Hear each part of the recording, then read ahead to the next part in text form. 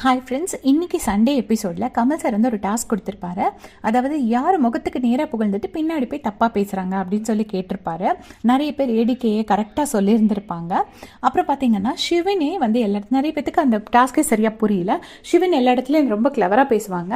அவங்களே கூட அசீமை பற்றி சொல்லும்போது அவங்க அசீமை சொல்கிறது அவங்களோட சாய்ஸ், பட் அசீமை சொல்கிறதுக்கு அவங்க கொடுத்த காரணங்கள் வந்து அவ்வளோ சரியாக இல்லை. ஏதோ 4 நாளாக ஜர்னி கிட்ட சார்ட் அவுட் பண்ணல அப்படின்னு சொல்லிட்டு தப்பாக எக்ஸ்பிளனேஷன் கொடுத்துருப்பாங்க. அதுக்கப்புறம் விக்ரமன் கிட்ட கேட்டதுக்கு பார்த்தீங்கன்னா விக்ரமன் என்ன சொல்லியிருப்பாரு அப்படின்னா, இந்த ஏலியன்ஸ் காட்டுவாசி டாஸ்கில் வந்து அசீம் வந்து சொல்லியிருப்பாரு, மணியும் அமுதாவும் இந்த பக்கம் வந்தாங்கன்னா, ஏலியன்ஸ்லேருந்து இந்த சைடு வந்தாங்கன்னா அவங்க 2 பேரையும் ஜெயிச்சாங்க, அவங்க சிரிக்கவே இல்லைன்னு சொல்லி அவங்க டீமுக்கே நம்ம அனுப்பிச்சி விட்டுறலாம். இல்லைன்னா இங்கேருந்து அவங்க 2 பேரும் கல் எடுத்து வச்சுட்டு தனியாக கேம் விளையாடுவாங்க, அவங்க 2 பேரும் நாமினேஷன் ஃப்ரீ ஜோனுக்கு ஈஸியாக போயிடுவாங்க அப்படின்னு சொல்லிட்டு அசீம் சொன்னது மாதிரி விக்ரமன் வந்து சொல்லியிருப்பாரு. ஆக்சுவலாக இது வந்து இந்த இடத்துல அசீமுக்கும் மணிக்கும் ஒரு நல்ல ஃப்ரெண்ட்ஷிப் இருக்குது. அசீமுக்கு அந்த வீட்டில் எந்த ஆதரவுமே கிடையாது. மணி மட்டும் பார்த்தீங்கன்னா நல்லா நோட்டீஸ் பண்ணி பார்த்துருந்தீங்கன்னா ஸ்டார்டிங்லேருந்து கடைசி வரைக்கும் மணி என்றைக்குமே அசீமை பேக் ஸ்டெப் பண்ணதே கிடையாது.